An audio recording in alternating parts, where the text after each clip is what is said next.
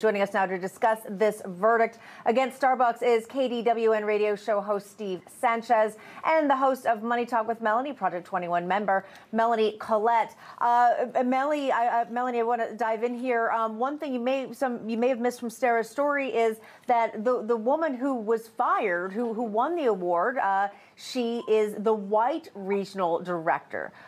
So, you know, it's interesting to point that out, that she claimed she was fired for being white. Your reaction and to she this? won her and case. She won 25, exactly. Good. And it's about time. What we need to do, what we need to establish is that it's never okay, no matter what color you are, to use race in these kinds of issues.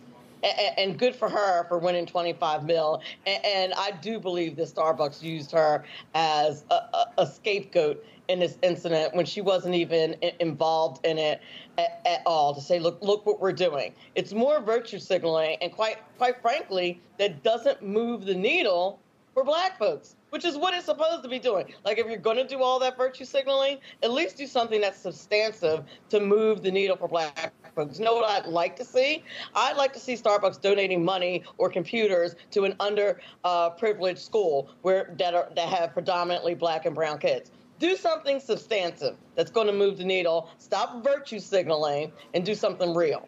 Yeah, Steve, I don't know if you've ever gone to a restaurant that, I don't know how you are, but you go in and say, well, we should at least buy some coffee, or we should at least do something while we're sitting here.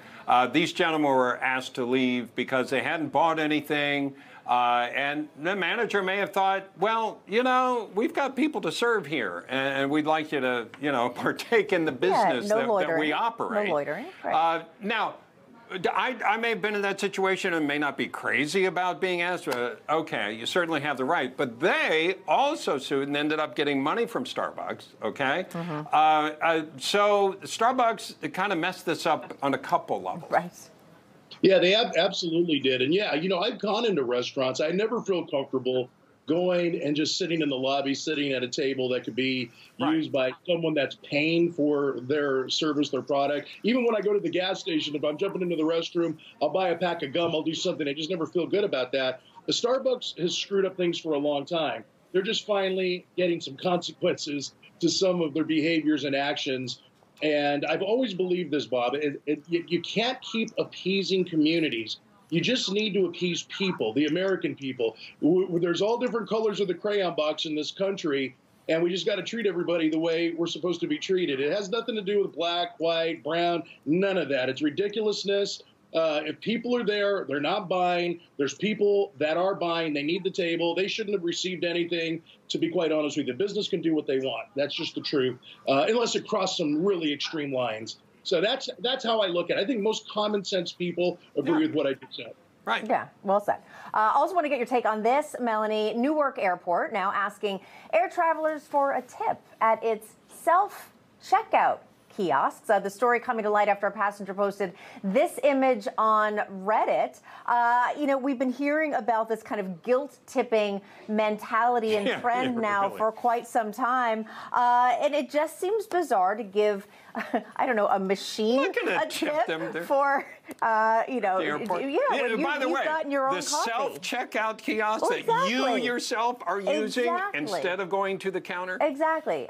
Melanie, can you knock some sense into people about this? I just flew out of Newark. That's so funny. I did not see that. But they're going to have to start sending us some W-2s if this is what we're going to do. At least the 1099, something, Walmart, you know, all these places that want us to serve ourselves. Like, I just did the whole entire job, and now you want to tip? And now we're tipping AI? This is what we're doing? I don't think so. Hey, like, Steve, yeah, Steve, I just got the idea. You know how they put those little things on the screen? Yes. You know, those little codes. Barcodes. The little scan Maybe codes. we could get some tips out of this. QR codes. QR codes. Wait a minute. Maybe we get some tips on a good show. Yeah, the Bobcat Fund. Yeah, keep them from taking money from our accounts, probably the bigger challenge. Steve, your thoughts on this? No, I agree with Melanie. I've never, and you do feel guilty. I mean, if I'm going to go in and I'm just going to grab a bottle of water and then they flip the screen, you want to tip 15%, 18%, 20%. I'm like, man, you just handed me a bottle of water. I mean, there wasn't a lot of labor in that. So, yeah, it's gotten ridiculous for sure.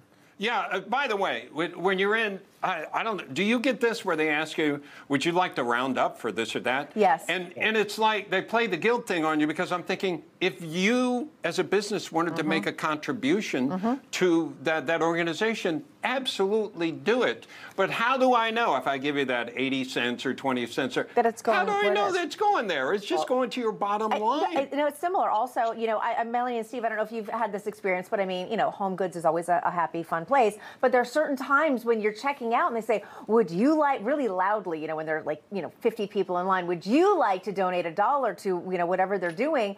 And, you feel guilty saying no. And then if you say yes, they bang these bells and they all cheer and everything. And it's like, oh, exactly. No, forget those starving kids. I will not be giving them 15 cents to round off my, but like, is that really what you're supposed to say? They know people are going to do it. Exactly. And to Bob's point, like, if you want to go ahead and make a donation, just go ahead. Why does that depend on what exactly, I'm doing exactly. That's not me. I mean, I do have charities, but it's not yours, and I don't trust it. That's where it's going anyway, Steve.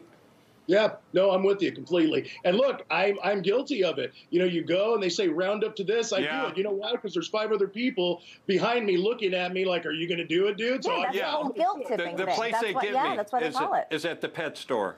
When they say, do you want to donate $1 to the pet fund? And it's like, well, to me, I'm like, oh, that doesn't count. I have a rescue. Yes. And I have 2 rescues. That's it. Yeah, it's like, sure. Okay. Okay, I won't be a jerk on this one, but that one gets me too. Guilty. Yeah, that one gets me. But the whole so you get the roundup, and then have you noticed that the selections have gone up? Yes. It used to be like 7%, 10%, 15%. Now I've seen places 15, that start 20, 25, 30. 20. New York City taxi cabs actually are the same way too. They're starting at higher levels.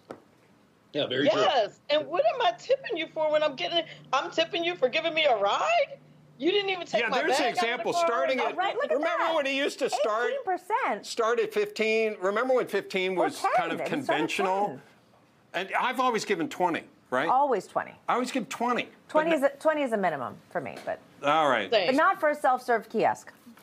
I simply won't do it. Okay, so the conclusion here is we still give $1 at the pet store, but that's the rest of it. We're done. Steve Sanchez and Melanie Collette, thank you so much. Thank you.